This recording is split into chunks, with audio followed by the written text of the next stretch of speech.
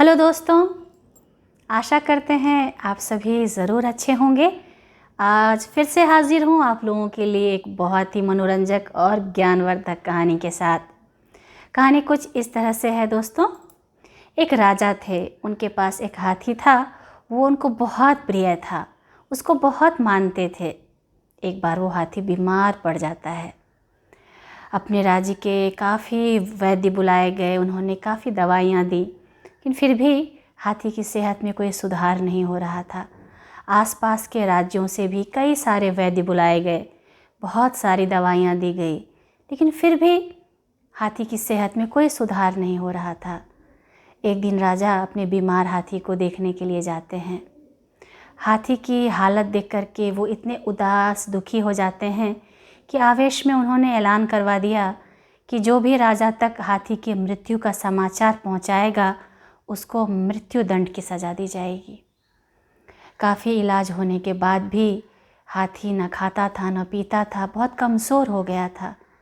एक दिन वाकई उसकी मृत्यु हो जाती है, लेकिन मंत्री के साथ साथ मंत्रिमंडल के सारे सदस्य काफ़ी चिंतित होते हैं कि अब ये खबर राजा तक कौन पहुंचाए। और ये खबर राजा तक पहुंचानी भी बेहद ज़रूरी थी, क्योंकि उनके प्रिय हाथी का देहांत हुआ था। मंत्री ने क्या किया, उन्होंने अपने राज्य में एक बुद्धिमान व्यक्ति की तलाश करवाई। वो व्यक्ति आता है और बड़े आत्मविश्वास के साथ मंत्री को कहता है कि वो राजा तक ये खबर पहुंचा भी देगा और उसको मृत्युदंड की सज़ा भी नहीं मिलेगी। मंत्री ने उससे कहा कि ये बड़ा जोखिम भरा कार्य है, तुम अपना ख्याल रखना। वो व्यक्ति जाता है, राजा के आगे सर झुकाता है और कहता है कि महाराज, आपका प्रिय हाथी न खाता है, न पीता है, न सोता है, न जागता है, न उठता है, न बैठता है, न चलता है। राजा जब ये सुनते हैं तो अचानक से आवेशित और क्रोधित हो जाते हैं और बोल पड़ते हैं, क्या हाथी मर गया? वो व्यक्ति सर झुका लेता है। इस कहानी से दोस्तों मैंने यही सीखा।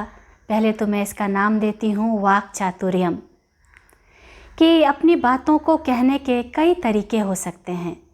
हम अपनी बातों को प्रभावकारी तरीके से कह सकते हैं, क्योंकि कहते हैं कि शब्दों में बहुत ताकत होती है।